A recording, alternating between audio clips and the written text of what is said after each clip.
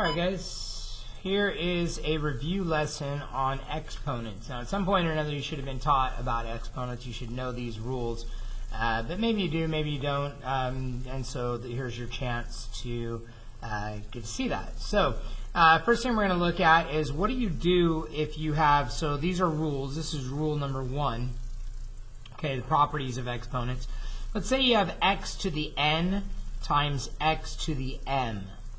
The idea is that the base stays the same. If they're both the same bases, you're just going to add those two exponents together. So when you're multiplying, you add the exponent. Again, you should have seen this rule at some point or another. For example, on that, if you have x to the 5th times x to the negative 3rd, you're just going to add those two exponents together and get x to the 2nd. Okay, adding those exponents. All right, second rule that you need to know is that when you're dividing, so if you have x to the m power over x to the n, so this is division now, that if they're the same bases, both base x, you can subtract the exponents, get x to the m minus n. All right, so what would that look like? That would be, for example, if you had 5 to the 7th power over 5 to the 5th power. If you subtract those exponents, you would get 5 to the 2nd power. And anytime you have a number like this, by the way, you want to multiply that out. 5 squared, 25 would be your answer. Okay, third rule that you need to know is when you have x to the m and you raise it to the n power.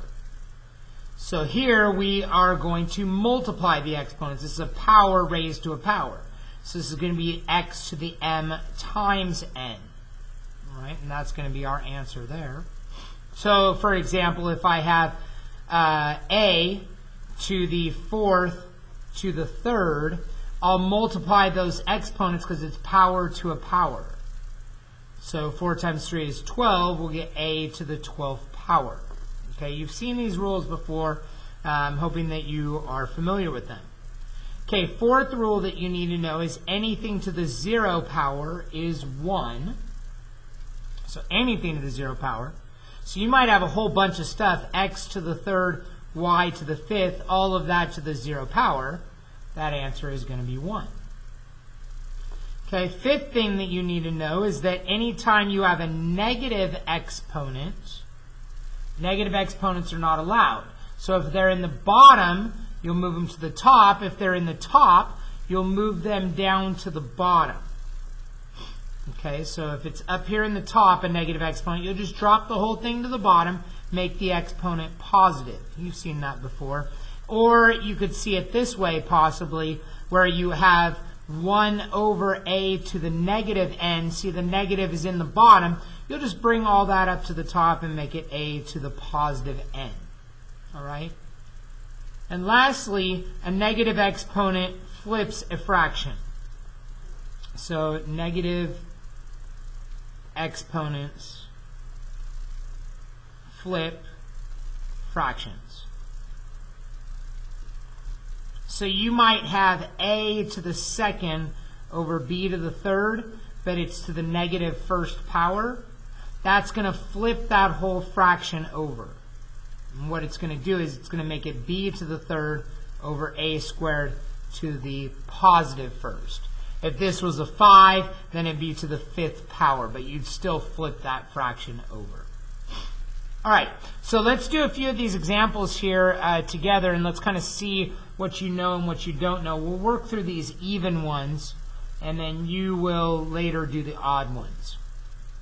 Okay, so for our first one here, number 2, the 2 would get multiplied by any numbers that were outside, but we don't have any, so it'll just be 2. And now we're going to add things with the same bases together. So you got u and u. We're multiplying here. We're going to add these exponents, get u to the negative 2. And now for the v's, we're going to add the exponent to get v to the 2nd, 4 plus negative 2. Now this answer is incorrect though, because you can't leave a negative exponent. So when you're done, anything with a negative exponent will move to the other place. So if it's in the top, it will move down to the bottom and become positive. And there is going to be your final answer. Okay, let's keep going. Number 4. You've got 4 times 2, that's 8. And now what you're going to do is you're going to add the exponents on the a's. So negative 4 plus 1, that's a to the negative 3. And then you're going to have b to the 1 with b to the negative 1. That makes b to the 0. Well, anything to the 0 power is 1, so that part's just going to get dropped out now. It'll just be a 1. We can put that there if you'd like.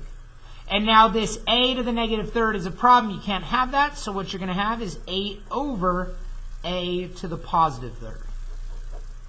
And that is going to be your answer. Okay, again, anything with a negative exponent will drop to the bottom. Okay, let's keep going. Number 6. So this second part here, anytime I see anything to the 0 power, I'm going for that. Okay, anything to the 0 power is just 1. So I've got this times 1. Well, now I have negative 2, nm to the negative 2. Now, only things with negative exponents drop. So this negative 2 is not an exponent. It's going to stay right where it's at. But on the bottom is going to be m squared. This is going to drop to the bottom. And that is going to be our answer. Okay, we'll be done. All right, let's keep going. Next one. So I'm going to subtract my exponents. No, I add, actually, because I've got to put the top together first before I divide. So if I put the top together first, I'm going to have a 4. And then x to the second, x to the negative 2 makes x to the 0, because I just add those exponents. Y to the negative 1 over x. Now, anything to the 0 power is 1. So we're going to have 4 y to the negative 1 over x. And now we need to drop this negative exponent to the bottom. So our final answer is going to be 4 over xy. Okay? All right, let's do 10. Move along here a little bit. So for 10, we have nothing that you can do in the top, so we're going to leave it as is. 2a to the 4th, b to the 4th. Put it over, but I can do some work here in the bottom. 2 times 3 is 6. A to the negative 5. B to the 3rd. Again, I'm adding the exponents on my letters. Okay, so now, 2 over 6, that reduces 1 and 3. So we get 1 over 3. I'm going to subtract the exponents because I'm dividing, so that now you got to be careful when you subtract. 4 minus 5. Again, I'll write that out so you can see it here. It's 4 subtract negative 5. And minus minus there turns into plus. So 4 plus 5 is 9. So this is a to the 9th. Sometimes students get confused on where to put things. Wherever there's more, that's where they're going to end up. And 4th is more than negative 5. And then b to the 4 minus 3 makes b to the 1st. Again, there's more in the top, so I'm going to put it in the top there. I subtracted 4 minus 3 to get that. And there will be my answer. Okay, these are not easy. Lots of places where you can go wrong. You can feel like you're doing it right and still not get the correct answer. So it takes a lot of practice to get these. All right, let's keep going. Number 12 here.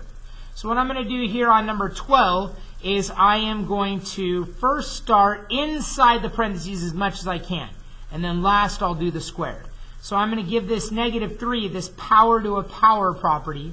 I'm going to make it x to the negative 9, y to the negative 9. I'm just multiplying those exponents. That's the rule from the top.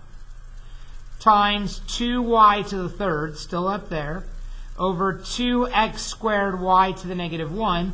All of this is squared. Again, I'm going to work out everything inside first, and then I'll square at the end. This is a tough question. All right, so now from here, I'm going to go ahead and put this top together. So that's going to be 2x to the negative 9, y to the negative 6. Not positive 6, negative 6. Negative 9 plus 3 is where I'm getting that. over 2x squared y to the negative 1. All of that will be squared. Again, I'm going to try to reduce inside the parentheses now, if I can. So I can reduce a 2 with a 2. That's fine to do. I'm going to subtract my exponents. Negative 9 minus 2 is negative 11.